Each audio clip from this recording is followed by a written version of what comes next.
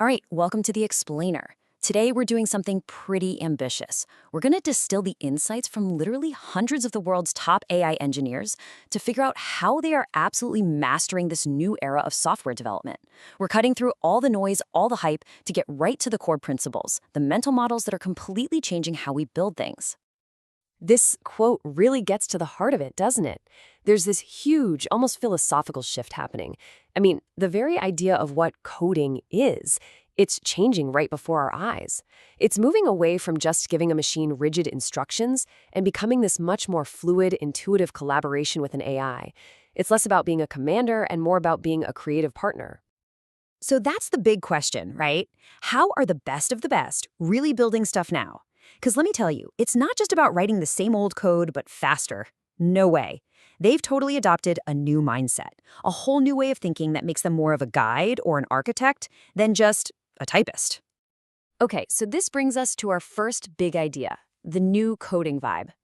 And that leads us to a term you might have heard floating around, vibe coding.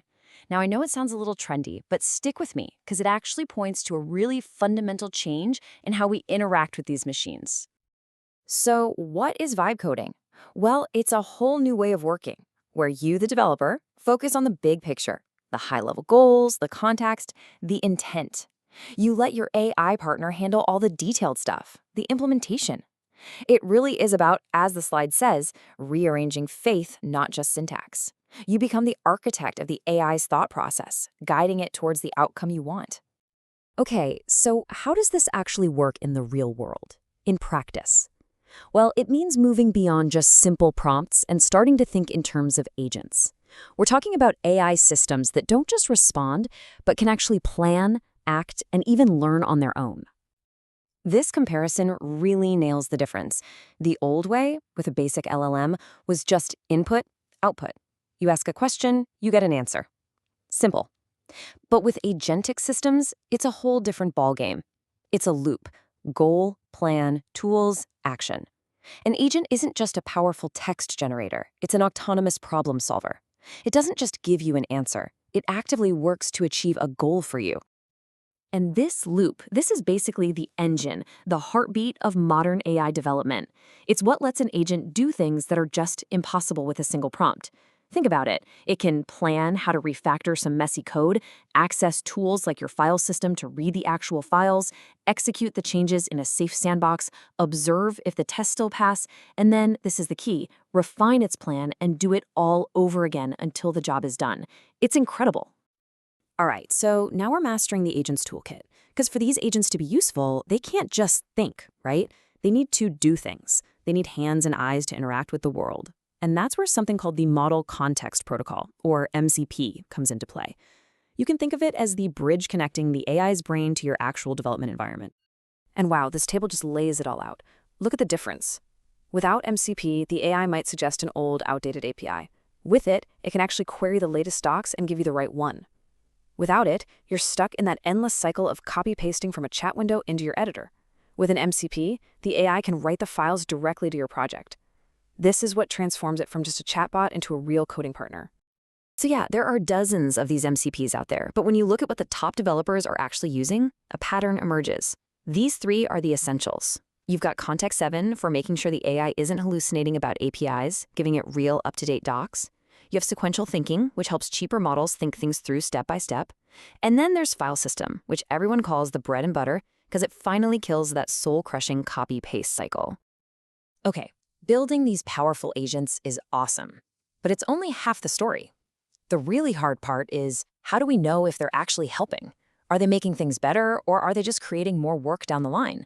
This brings us to the super critical topic of evaluation. I love this quote. Cosplay engineering. What a perfect phrase. It points to this huge problem in the field. So many of the benchmarks we use to test AI are, well, fake. They test these neat, tidy, synthetic problems like, hey, AI, write a Fibonacci sequence, that have nothing to do with the messy, complicated, real-world work that actual software development is all about. And this leads to a real crisis in evaluation. You see, AI can make it look like you're being super productive.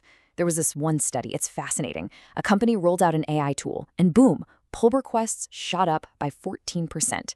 Everyone was celebrating. But then, They looked closer, and they saw that rework, the code that developers had to go back and fix later, had also shot up. The AI was just creating more problems, which means the whole thing might have had a negative return on investment. 67%. Just let that number sink in. That's how many developers have serious quality concerns about the code that AI is generating. It's not a small minority. This shows you just how deep this problem runs. We desperately need better ways to evaluate quality, not just count the number of pull requests. But here's where things get really interesting. There's this counter-argument that's popping up. The idea is maybe we're overthinking it. Maybe all this work building complex tool systems and all this scaffolding around the models is the wrong approach.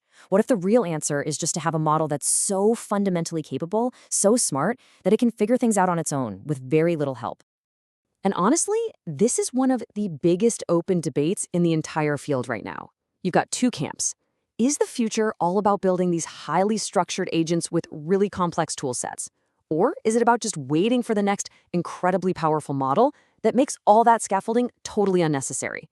The answer to that question is going to define the next generation of all our tools. So, with all that in mind, let's zoom out. What does this all mean for the future of software? And more importantly, what does it mean for your place in it? You really gotta let this quote sink in for a second. We're not talking about another incremental shift, like when Agile or the cloud came along. The prediction is that this is going to be 100 times bigger. This is a complete reorganization of how companies create value. For decades, the main bottleneck for innovation has been engineering capacity.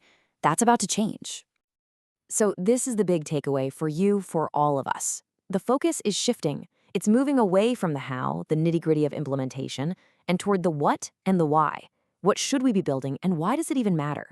Your most valuable skills going forward won't be about writing flawless syntax. They'll be about your taste, your judgment, your strategic thinking, your ability to point all this incredible AI power at the problems that are actually worth solving. And the pace of this change is just insane. Think about the tools you use every single day, your IDE, the way you think about code. This quote suggests that stuff might not even exist a year from now. Everything we rely on could become obsolete in a matter of months. It means adaptability isn't just a nice-to-have soft skill anymore. It's the core skill for survival. So that's really the challenge that this all leaves us with, right? The future isn't some far-off thing. It's being built right now as we speak. The tools are here. The new ways of thinking are taking hold. The barrier to actually creating something amazing has never been lower. So the only real question left is, what are you going to build?